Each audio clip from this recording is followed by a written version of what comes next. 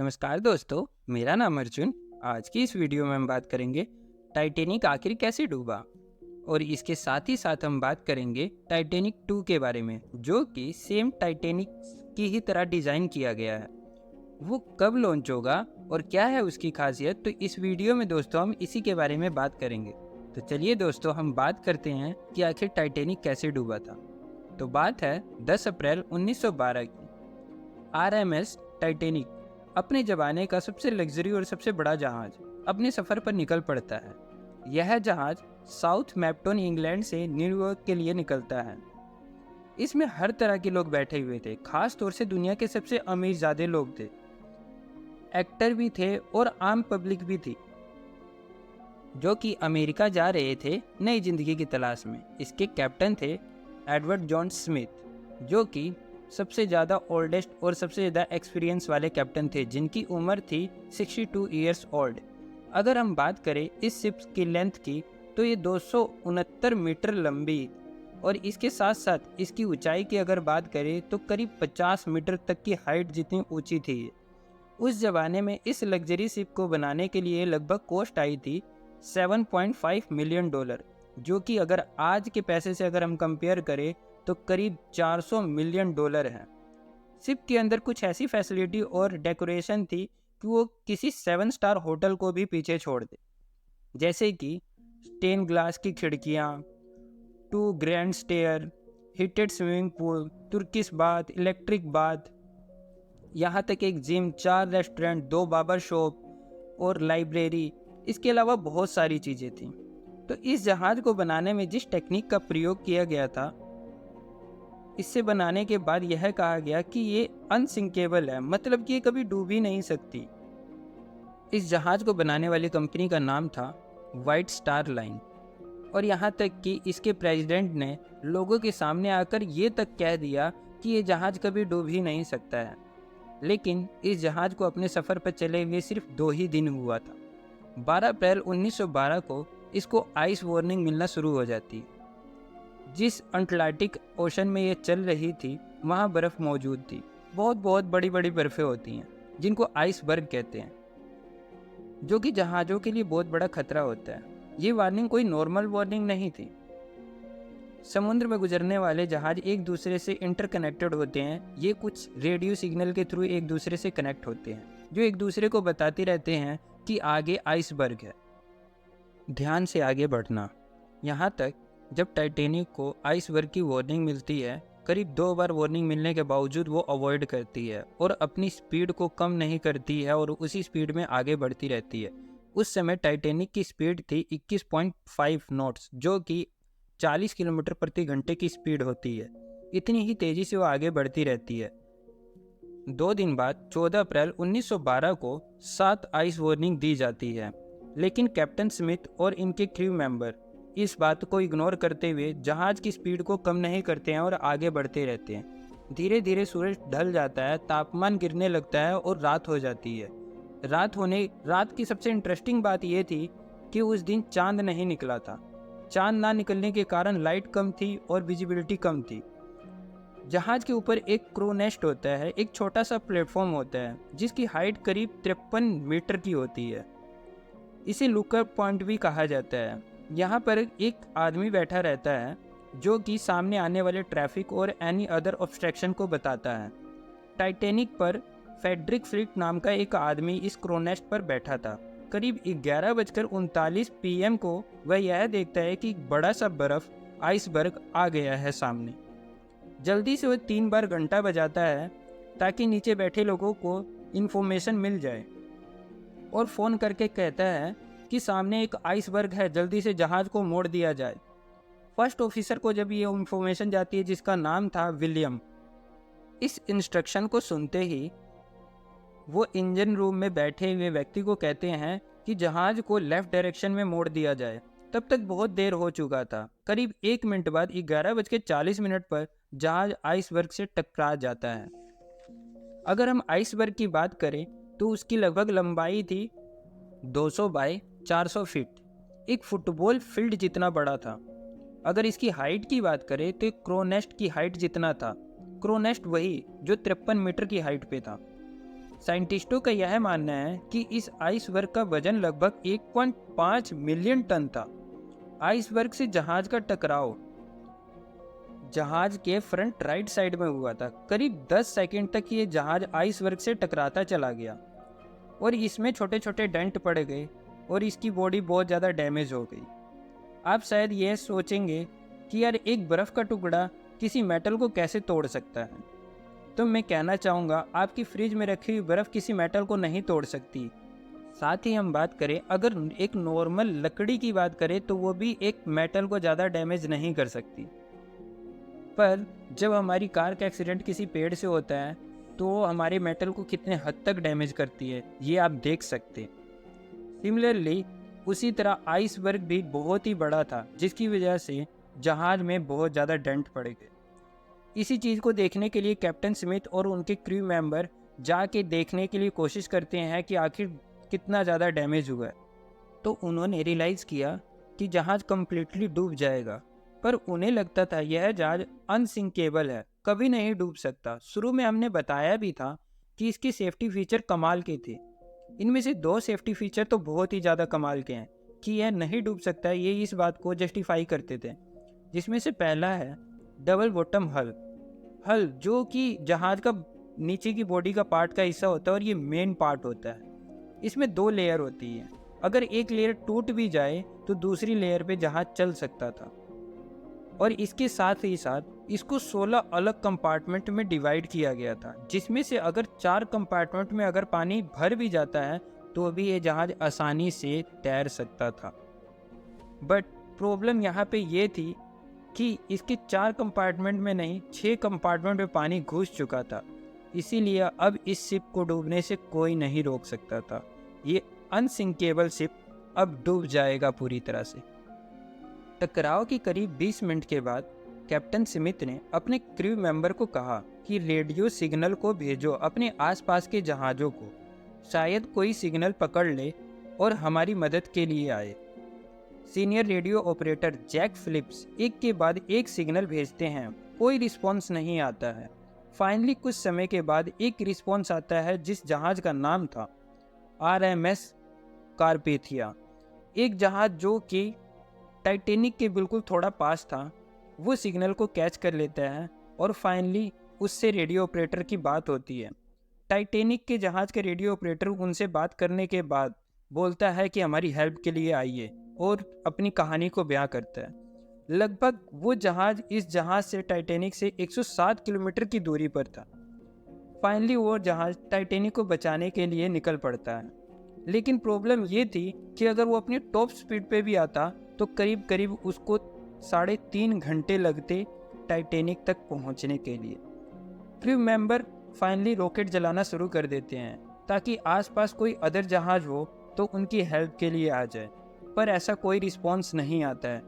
इसी बीच captain order देते हैं कि पैसेंजर को इवैक्यूएट किया जाए और लाइफ बोट के जरिए उनको नीचे उतारा जाए। फर्स्टली प्रायोरिटी दी जाती है औरतों और बच्चों को। फाइनली पैसेंजर को नीचे उतारना शुरू किया जाता है। बट प्रॉब्लम यहाँ पे ये थी कि लोगों को लगता था कि ये जहाज़ कभी डूब ही नहीं सकता है, तो लोग वहाँ पे रिलैक्स थे। फाइनली कुछ देर के बाद यह पता लगता है कि जब पहला बोट लाइफ बोट उतारा गया तो वहाँ पे सिर्फ और सिर्फ 28 लोग ही उस लाइफ बोट में नीचे उतरते हैं, जिसकी कैपेसिटी थी लगभग 60 लोगों की। आधी लाइफ बोट लगभग खाली नीचे उतारी जाती है। टाइम के साथ साथ कुछ समय के बाद यह पता चलता है जहाज के एक के बाद एक कंपार्टमेंट में पानी भरता ही जा रहा था। धीरे धीरे पैसेंजरों को यह रियलाइज होने लगा कि ये जहाज डूब जाएगा।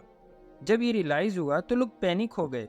रात के करीब 1 बजे तक जहाज का अगला हिस्सा जो था वो डूब चुका था और जिसकी वजह से पीछे का हिस्सा पानी से बाहर आ गया। यहाँ तक उसके प्रोपेलर जब बाहर हो गए, जहाज इतना टिल्ट हो गया कि लोगों में हड़बड़ी मच गई, जिसकी वजह से लोग एक दूसरे से लड़ाई करने लगे क्योंकि सबको नीचे उतरना था।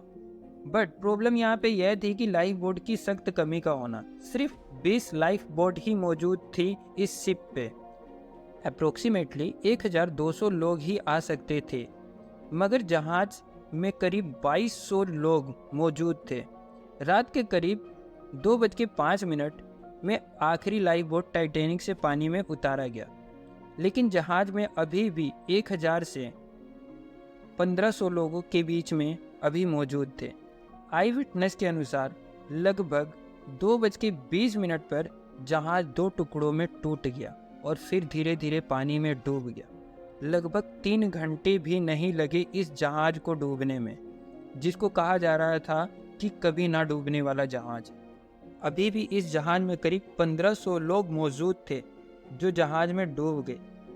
कुछ लोग थे जो तैरना जानते थे, पर पानी का टेम्परेचर इतना कम था जिसकी वजह से कुछ ही मिनटों बाद उनकी मौत हो गई। उस समय पानी का टेम्परेचर करीब -2 डिग्री सेल्सियस था और उसमें मरने का कारण था हाइपोथर्मिया। अगर इंसान को इतने कम टेम्परेचर में अगर रखा जाए तो मुश्किल से वो 30 मिनट तक ही जीवित रह सकता है और हाइपोथर्मिया होने के कारण उसकी मौत हो जाएगी। टाइटैनिक जहाज के कैप्टन अंत तक अपने व्हील पर बने रहे थे, जहाज के साथ डूब गए। दूसरी तरफ यह भी कहा जाता है कि उन्होंने सुसाइड कर लिया, उन्होंने खुद को गोली मार ली। RMS कारपेथिया जहाज जो इस टाइटैनिक को बचाने के लिए निकला था, वो लोकेशन पर जब पहुंचता है तो टाइम हो रहा था करीब 3:30 बजे का, करीब 1 घंटा लेट। पर लाइफ बोट पर मौजूद लोग जो करीब 705 लोग थे, उन्हें यह जहाज सक्सेसफुली बचा लेता है। इस टाइटैनिक के डूबने के बाद बहुत सारे सवाल उठे, कंट्रोवर्सी हुई और कई अनजान बातें सामने आई। सब लोग शॉक्ड रह गए, कुछ ऐसी बात भी सामने आई। कैसा लगेगा दोस्तों अगर मैं कहूँ उस रात एक और जहाज मौजूद था जो टाइटैनिक से सिर्फ और सिर्फ 37 किलोमीटर ही दूर था, जो कि टाइम पर पहुंच सकता था इस टाइटैनिक के सभी पैसेंजर को बचाने के लिए। ये बात सच है। उस जहाज का नाम था SS कैलिफोर्नियन। टाइटैनिक के टकराव से पहले आइसबर्ग की वार्निंग देने वाला जहाज यही था। करीब 1 घंटे पहले इसी जहाज ने टाइटैनिक को वार्निंग दी थी कि आगे आइसबर्ग है, ध्यान से थोड़ा।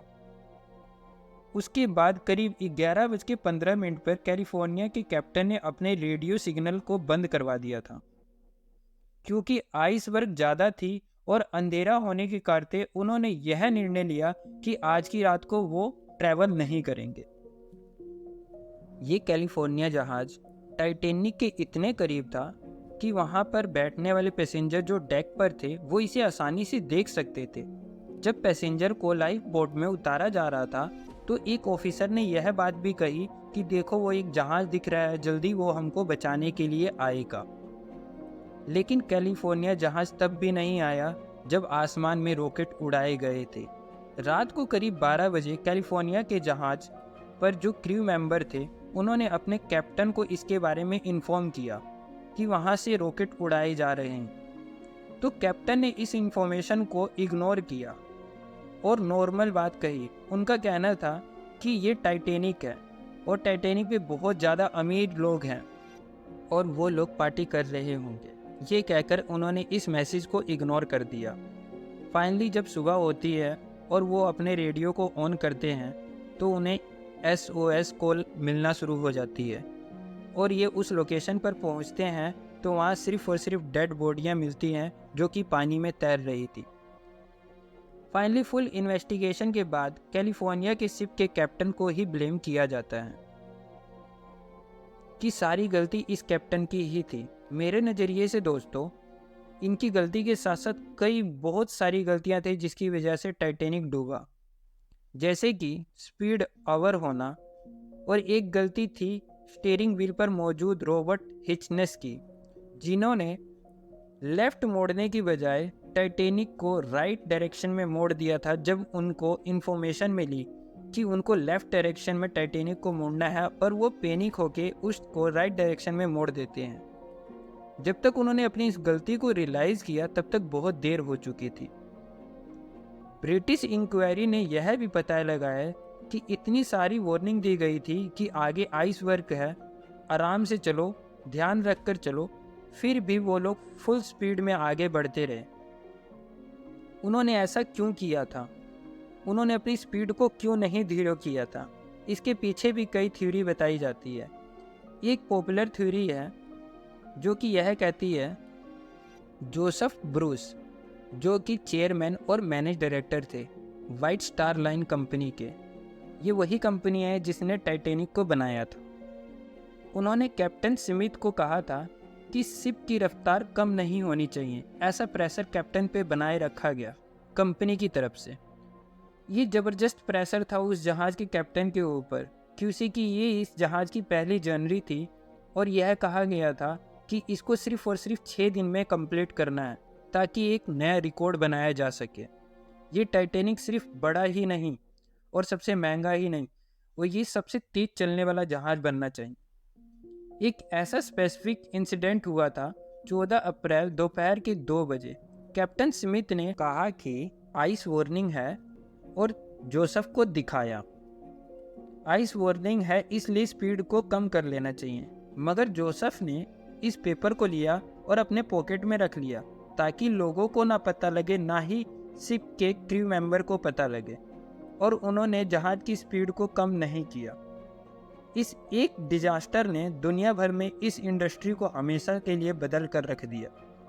आपको क्या लगता है दोस्तों कि इस शिप को डूबने का सबसे बड़ा फॉल्ट क्या था? इसकी तेज स्पीड और यहाँ पे लोगों ने जो जान गंवाई उसका कारण क्या था?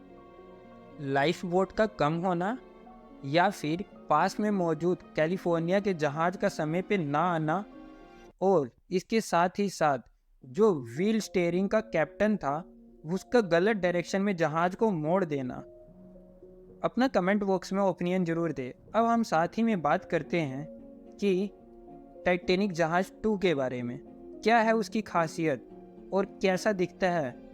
तो चलिए दोस्तों देखते हैं। टाइटैनिक 2 को बिल्कुल सेम टाइटैनिक 1 की ही तरह बनाया गया है, इसमें कोई भी चेंजिंग नहीं की गई है। इस टाइटैनिक 2 को बनाने वाली कंपनी का नाम है ब्लू स्टार लाइन, जो कि एक ऑस्ट्रेलिया के अरबपति हैं जिनका नाम है क्ल्यू पामर। इसमें यह ध्यान रखा गया है कि टाइटैनिक 1 में जैसी जैसी टेक्निक का यूज करके उसको बनाया गया था, सेम फीचर की तरह इसको डेवलप किया गया है। इसमें कोई भी चेंजिंग नहीं की गई है। मुझको नहीं लगता दोस्तों कि इसमें लोग ट्रैवल करेंगे आज के लोग जैसे जीते हैं, क्योंकि इसके अंदर ना तो कोई वाईफाई है और ना ही कोई अदर टेक्नोलॉजी। बिल्कुल एग्जैक्ट वैसा ही टाइटैनिक को बनाया गया है जैसे 1912 में फर्स्ट टाइम जर्नी करते समय लोगों ने महसूस किया था। आपको क्या लगता है दोस्तों, क्या ये टाइटैनिक में लोग सफ़र करना चाहेंगे? अपना कमेंट बॉक्स में ओपिनियन ज़रूर दें। Thank you so much. और अगर आज आपको इस वीडियो से कुछ भी नया जानने या सीखने को मिला तो please like and subscribe my channel.